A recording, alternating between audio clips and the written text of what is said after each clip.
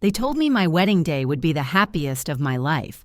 But when I walked into the reception, my sister-in-law looked me in the eye and said, "You don't get a seat at the family table." Laughter rippled around me while my husband sat frozen, pretending not to hear. I smiled, though my heart burned, because I knew something they didn't. In my purse was the silent weapon they would never see coming. And when the announcement came, the entire hall would learn exactly who had been pulling the strings all along. The ballroom glowed like something out of a dream, gold chandeliers glittering above, ivory roses spilling from crystal vases, the music swelling with the kind of romance every bride hopes for. For a moment, I let myself believe this was paradise. Guests swirled in laughter and champagne, photographers captured smiles, and my husband's family stood proudly at the center of it all. I had stepped into what I thought was a new chapter of belonging. But even as I adjusted the lace sleeve of my dress, I felt the cold air of distance pressing around me. Amanda, my sister-in-law, floated through the room like she owned it. She wasn't the bride, but no one would have guessed. Every detail of the reception carried her signature touch. The flower arrangements she boasted about, the menu she approved, even the playlist that carried her name. She was radiant, but not in celebration of me. She was radiant in victory, as if she had staged the entire wedding to prove her dominance. The way guests turned to her, not me, confirmed it. I followed the usher toward the long banquet table. It stretched across the center of the hall, lined with polished silverware and embroidered place cards. The seat beside my husband was taken by Amanda. She had planted herself firmly next to her brother, smiling as though it were the most natural arrangement in the world. My place card was nowhere on the table. I scanned again, certain it must be a mistake. The usher hesitated, then pointed discreetly to a side table by the kitchen doors. 2 waiters were already stacking trays beside it. That was my seat. A wave of whispers rippled as I approached. "She doesn't even get a place at the family table," someone murmured. Another voice snickered, "Maybe that's what happens when you marry for money." My cheeks burned, but I straightened my back and walked toward the side table. I could feel Amanda's eyes on me, the triumphant glint she didn't bother to hide. She raised her glass to the guests nearest her, and laughter followed like obedient echoes. I sat down, folding my hands tightly in my lap, trying to steady my breath. I wanted to scream, to demand the respect that should have been mine on this day. But my voice would have only fed her victory. Instead, I reached for the glass of champagne in front of me, lifting it slowly. My smile was calm, but my hand trembled against the stem. That was the image they saw. A bride too fragile to claim her own place. What they couldn't see was the storm gathering beneath the silk and lace. Amanda leaned closer to my husband, her words slicing just loud enough for others to hear. "You should have chosen better. She doesn't belong in this family." My husband stiffened, glancing at me across the table, but said nothing. His silence carved deeper than any insult. Around us, the chorus of whispers grew sharper. "She's just after his money," one guest said, shaking her head. Another chuckled, "She won't last a year." Every word was a dagger, and I swallowed them all in silence. My heart pounded not from defeat, but from restraint. Because what they didn't know was that silence was my weapon. While Amanda flaunted her control, while the family played along, I was counting seconds. Every insult was a spark feeding the fire I had already prepared. I reached into my purse beneath the tablecloth, fingers brushing the phone hidden there. One message was already typed, waiting for my command. My pulse steadied as I read it again. "Ready when you are." I glanced once more at Amanda, who was basking in her stolen spotlight. Guests clinked glasses. My husband forced a smile, and I sat as though beaten.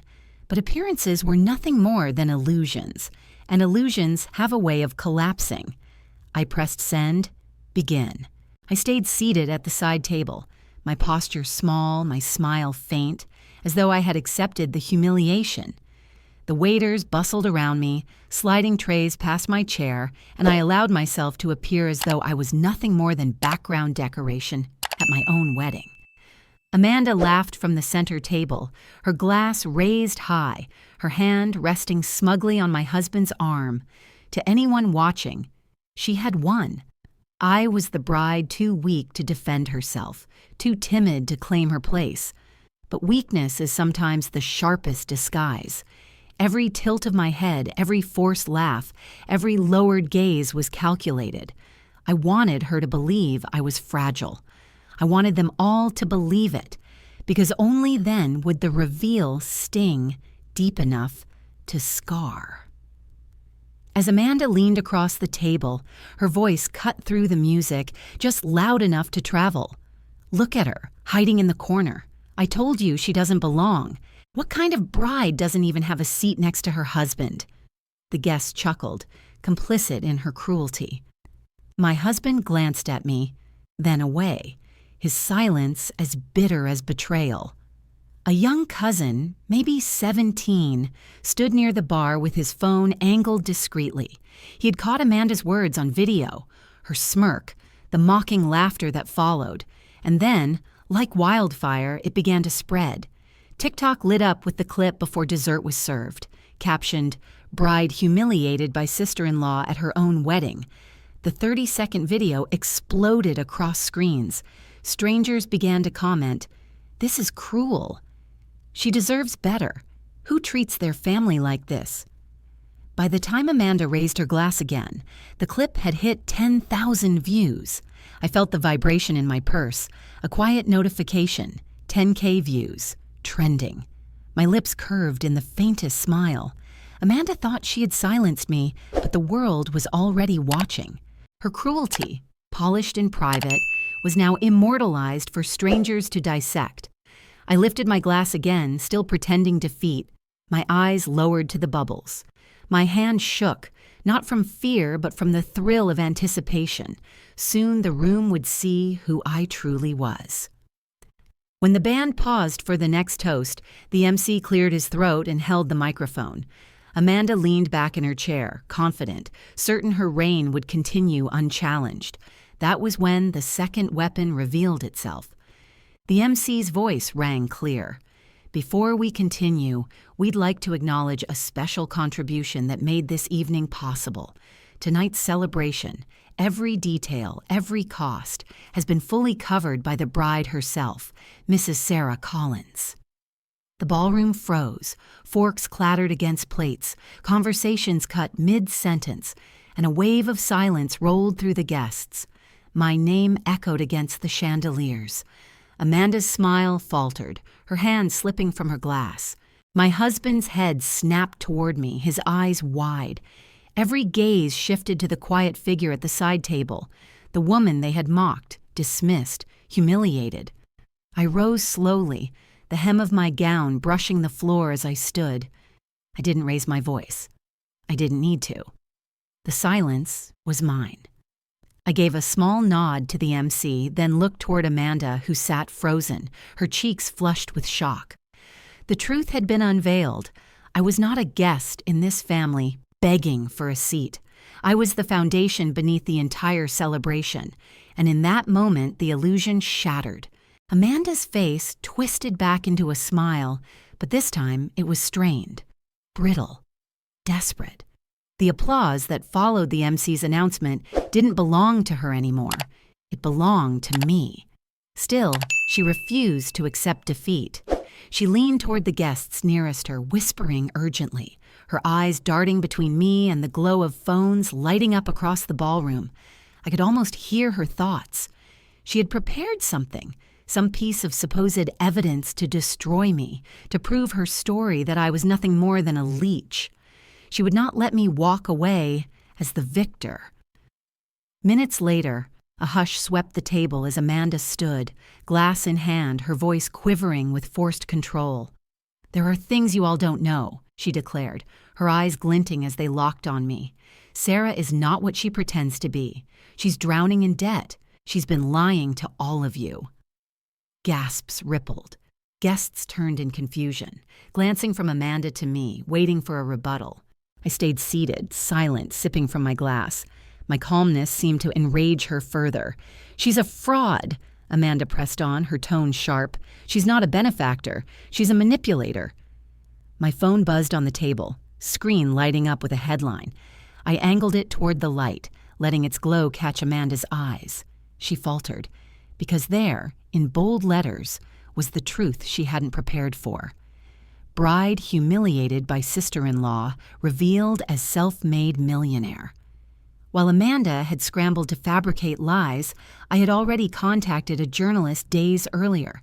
They knew my story, the years of building my company from nothing, the late nights coding in cramped apartments, the eventual success that made me financially independent. And now, at the very moment she tried to shatter me, the article went live. Screens across the ballroom lit with the headline, "Strangers online flooding to share my story." Amanda's voice broke. She's not. She looked around for support, but found only hesitation. The very family that had laughed at me hours earlier now shifted uncomfortably in their seats. My husband's aunt whispered, "She worked for everything she has?" Another cousin muttered, "So Amanda lied to us?" The tide turned swiftly, cruelly. Amanda had lost control of the narrative. Her hands trembled as she placed the glass back on the table. She opened her mouth again, but no one listened. The whispers had flipped, no longer mocking me, but condemning her. How could she embarrass Sarah like that? She's jealous, that's all it is. I rose from my chair, the weight of every gaze pressing against me. My voice was calm, steady, the kind of voice that didn't need to shout. "I never needed anyone's approval," I said, pausing as eyes widened and cameras lifted. I turned slightly, making sure the line reached not just the guests in the hall, but the thousands already watching online. My lips curved into a deliberate smile. I never once needed their seat at the table. The cameras clicked, a dozen phones lifted higher, and Amanda sank back into her chair. Her power had unraveled before everyone's eyes. The hall was no longer her stage, it was mine. The applause that filled the ballroom was warm, genuine, and it wrapped around me like armor. For the first time that night, I felt the weight of my humiliation begin to lift. But I hadn't come this far only to reclaim dignity. I wanted to reset the rules entirely. If Amanda had used power to belittle me, I would show them what real power could accomplish. I stepped toward the microphone, the train of my gown brushing the polished floor. The crowd hushed, expectant. I smiled softly, my tone calm but resonant.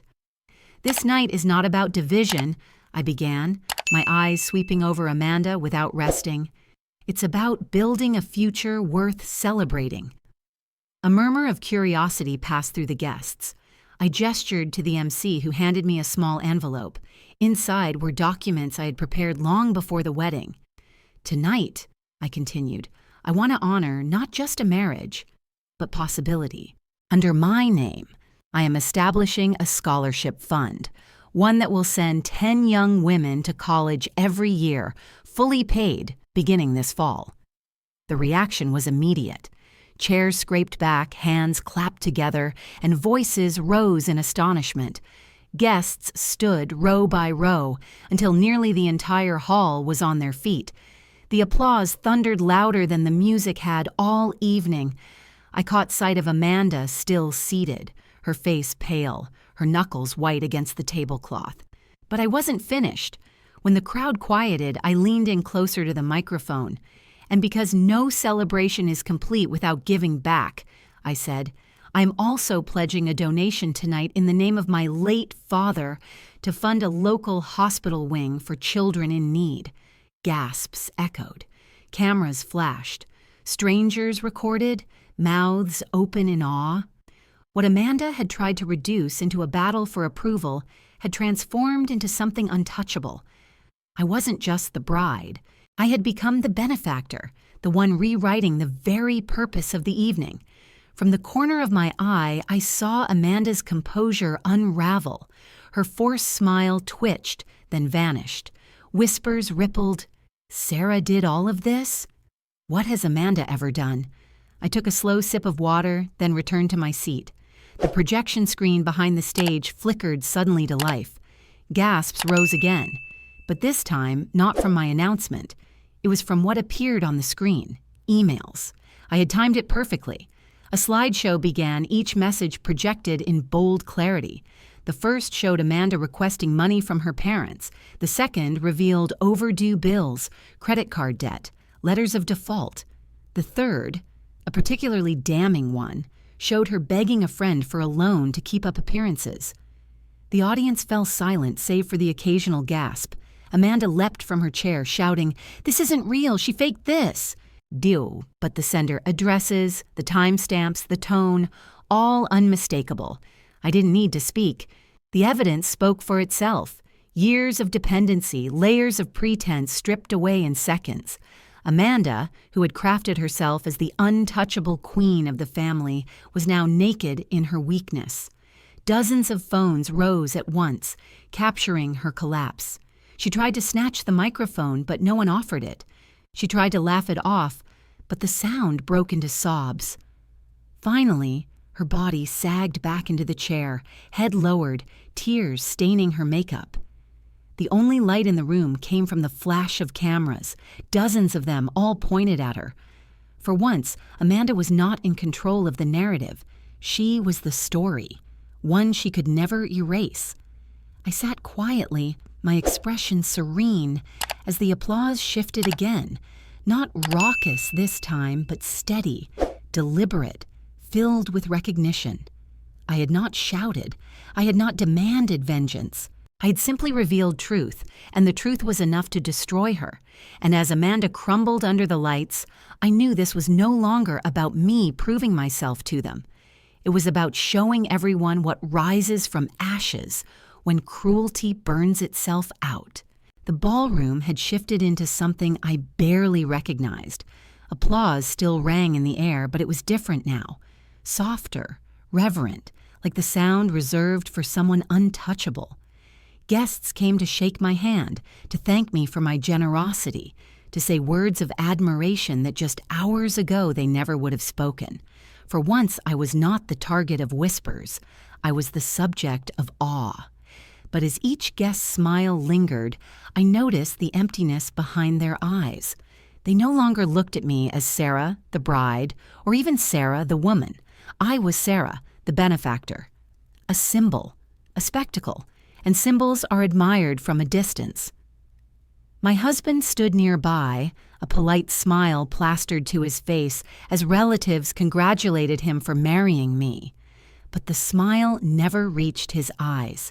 His glance toward Amanda, still collapsed in her chair, was filled with conflict, anger at her cruelty, pity for her humiliation, and something else I couldn't quite name.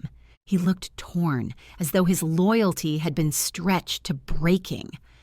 When the room finally began to empty, when laughter dwindled into murmurs, I walked to him.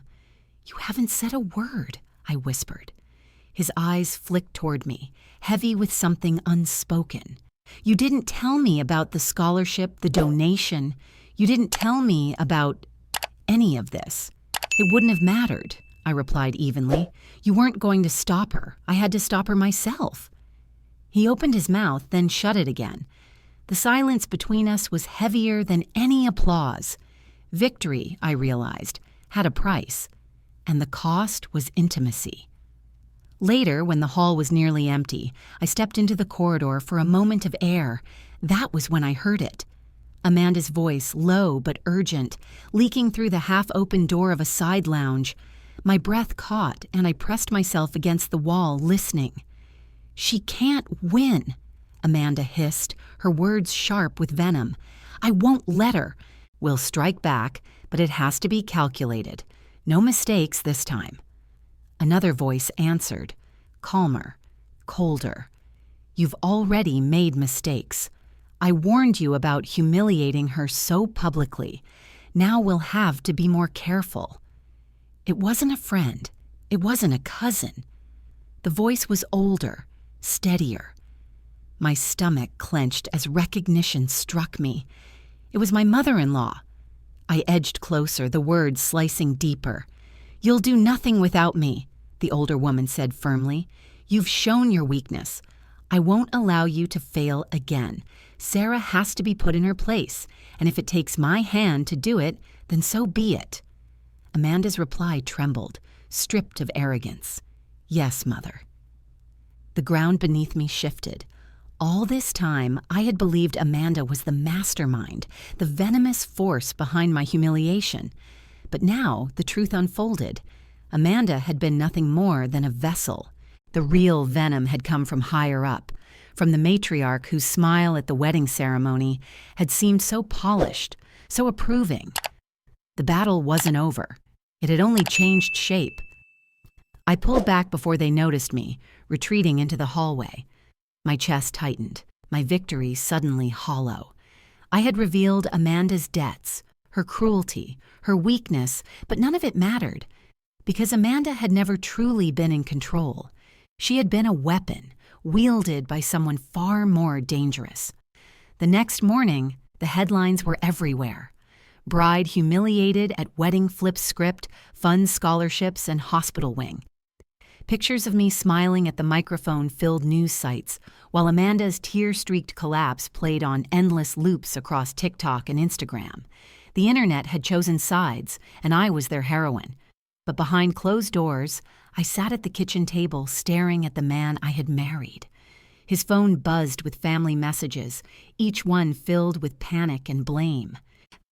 His mother had gone silent publicly, but silence was rarely weakness. It was strategy. "You've destroyed her," my husband finally said. His voice was quiet, almost accusing. "She destroyed herself," I corrected. "I only showed the truth." But the weight in his eyes made me wonder if he believed me, or if he still belonged more to them than to me. That evening, as I walked through the empty halls of our home, I couldn't shake the echo of my mother-in-law's words. Sarah has to be put in her place. Amanda had been humiliated, but I knew she would recover just enough to follow orders again. The real enemy had yet to reveal her hand. I stopped at the mirror in the hallway, my reflection staring back with a mix of triumph and unease. I whispered aloud, almost to convince myself, I never needed their seat at the table. But even as the words left my lips, I understood. The table had grown larger, the players more ruthless, and the game had only just begun. The cameras had captured Amanda's downfall, but what would they capture when the matriarch struck back?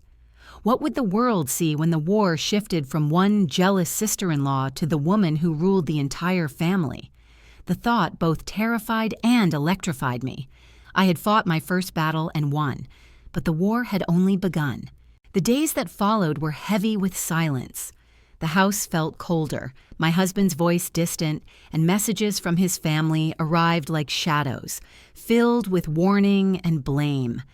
Amanda had retreated into hiding, her name dragged mercilessly across social media, while my mother-in-law moved like smoke, unseen but impossible to ignore. For a time, I considered preparing for another battle, to gather more proof, more allies, more ways to fight back. But as I sat one night in the quiet of my study, surrounded by headlines that painted me as some kind of avenging angel, I felt something different take root inside me.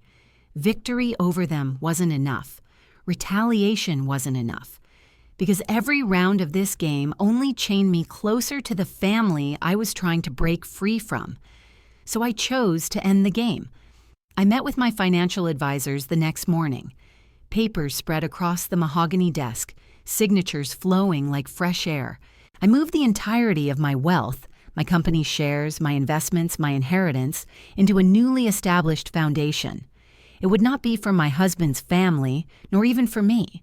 It would fund community projects, scholarships, women starting businesses, families in need of shelter. When the decision was finalized, I felt the weight lift. It wasn't a loss, it was freedom. The money that Amanda and her mother thought defined me had become untouchable, redirected into something they could never own, never weaponize. At the next press conference, I stood before the cameras not as a humiliated bride, nor as a wealthy benefactor, but as a founder. Behind me hung a simple banner, the Collins Foundation for Change. I told the reporters the truth without flourish. I have no interest in sitting at a table where cruelty is passed as tradition. My seat isn't at their banquet. It's here, on a stage of my own making. The microphones crackled, the flashbulbs exploded, and I felt the words settle into the air like stone. My husband sat in the front row, his expression torn, but I didn't let my gaze linger. This was no longer about us. It was about me, about the choice to rise above rather than sink deeper. By the following week, donations began pouring in. Strangers online praised the initiative, calling me an inspiration, a woman who had turned humiliation into legacy. My inbox filled with messages from young women asking for guidance, parents thanking me for hope. For the first time, the applause wasn't hollow. It was rooted in something real. Meanwhile, Amanda's silence became its own punishment. Friends unfollowed, sponsors pulled away, her social media accounts flooded with disdain, and my mother-in-law, once the quiet orchestrator, became trapped in her own reputation. People whispered of her cruelty, her manipulation, and she found herself alone at gatherings where she once held dominion. I didn't need to strike her. Life and the truth had done it for me. On the night of the Foundation's first gala, I stepped out onto the stage, my gown a deep emerald that shimmered beneath the lights. Hundreds stood before me, supporters, beneficiaries, leaders. And when I spoke, their silence was heavy, reverent. I was once told I had no seat at the table, I said. My voice carried steady, strong. But I've learned that when the table is rotten, you don't beg for a chair. You build your own stage. And on that stage, you make room for everyone who was ever told they didn't belong. The hall erupted in applause, a sound unlike any I had ever heard. It wasn't for the bride who had been mocked, or even the millionaire who had surprised them. It was for a woman who had turned betrayal into transformation.